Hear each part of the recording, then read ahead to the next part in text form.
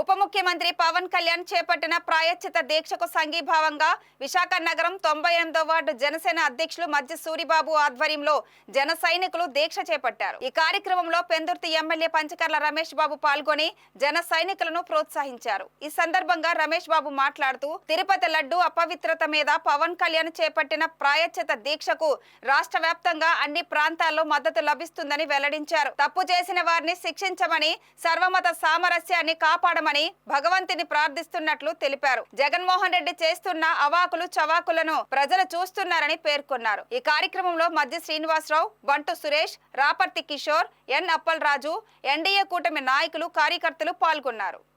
గత వారం రోజులుగా ఏదైతే పవన్ కళ్యాణ్ గారు తిరుపతి లడ్డు అపవిత్రత మీద ప్రాయశ్చిత్త దీక్ష చేస్తా ఉన్నారో రాష్ట్ర వ్యాప్తంగా మేము అన్ని ప్రాంతాల్లో కూడా సంఘీభావ దీక్ష చేస్తా ఉన్నాం.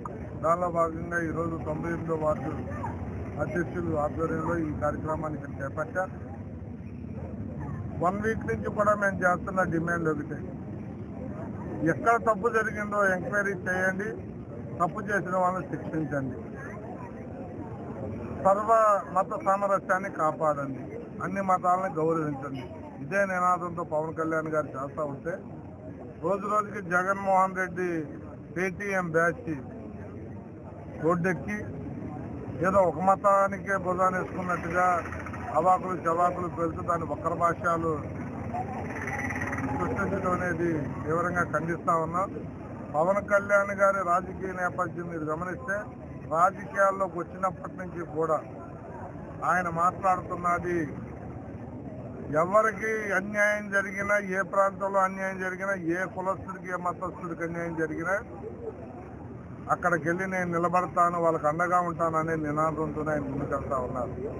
గతంలో కూడా అనేక సందర్భాల్లో నేను రెల్లి కులంలో ఎందుకు పుట్టలేదు అని చెప్పి మాట్లాడిన సందర్భాలు మనం చూసాం.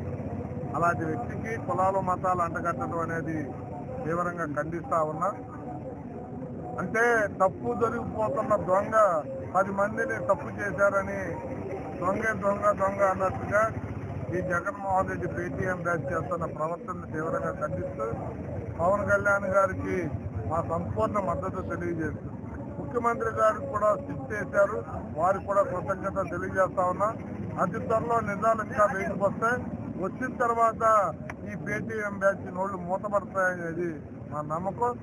మేము కోరేదల్లా భగవంతుని ఒకటే, భగవంతుడు ఎక్కడన్నా మనం తప్పు చేస్తే భగవంతుడిని వెళ్ళి కోరుకుంటాం, క్షమించి భగవంతుడా మానవ మాత్రం తప్పు చేశామని. ఆ భగవంతుడి విషయంలోనే తప్పు చేసిన వాళ్ళని మరి ఆ భగవంతుడు ఎలా చూస్తాడనేది ఆయనే చూసుకోవాలి. ప్రజల తీర్పును కూడా గౌరవించకుండా ఇలాంటి దుర్మార్గులు అని చెప్పి 151 నుంచి 11 సీట్లు చేసినా కూడా వీళ్ళు ఇంకా అవాకులు చవాకులు పెళ్తున్నారంటే వీళ్ళని మానవ మాత్రులైనా మనం మార్చలేం. ఆ తిరుపతి వెంకట స్వామి వాళ్ళకు బుద్ధినివ్వాలని చెప్పి కోరుకుంటాం.